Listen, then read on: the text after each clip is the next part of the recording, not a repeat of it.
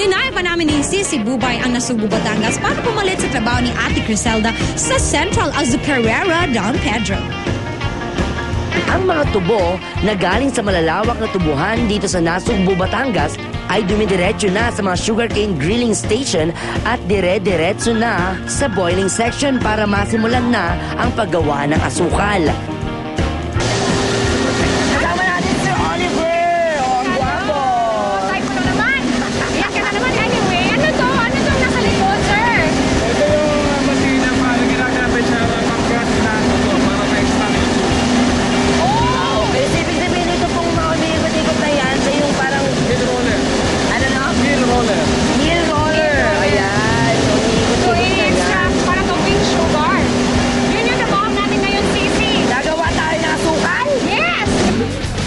First step pa lang ito ha, pero mukhang mabusisi na talaga ang proseso. Dadaan ang mga sugarcane sa malalaking makina para ma-chop at ma-extract ang juices nito. Pagkatapos ma-extract ang juices ng mga tubo, dadaan naman ito sa evaporation section kung saan ay nagiging molasses na ang mga ito o syrup. Nabubuo naman ang mga crystallized na asukal sa centrifugal section. Ito na ang tinatawag na raw sugar. Sa white centrifugal section naman nabubuo ang tinatawag na refined sugar. Ito ay magiging puti, pipinuhin at dediretso na sa packaging area o dun sa bagging of sugar na. Alam ko yung lagay ng tatay ko. So sorry to tell you, but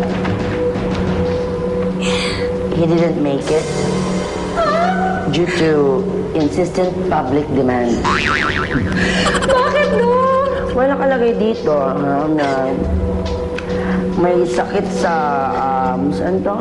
Sa ngipin yung daddy mo. Kaya we have no choice but to break the skull. Oh my God, bakit naman sa skull? Kasi sabi ng daddy mo, it's all in the mind. So biniyak namin, hindi niya kinaya, so kasalanan ng daddy mo. Ang sakit naman nando. Ay, yung sanitation fund talaga yun for me. Yes. Kasi nang mini-drama muna kami, ganyan. Kasi medyo napagod na naman talaga kami. Kahit walang ginawa. Ang init kasi. Tas... Sige, pumasok ka. Sige, papulis kita. Trespassing yung ginagawa mo, ikaw. Saglit lang, may pinag-uusapan kami, di ba? O, tignan mo nga to, punta mo to, masakit yung tiyan, biyakin nyo yung, long intestine. Siya. Kasi mukha siya na... Nag-iiyak kasi dun sa, sa may parang bintana, yung ang tawag nun. Kasi parang hospital nga eh. Tapos nung nakikita ko siya parang siyang doktor. Eh serious yung mukha niya. So nilapitan siya, iyak-iyak ako. Eh sumakay din siya. Ayun, yun na. Hindi tayo doktor. Ay! Nasa parang Walang masaga ng trip. Sorry.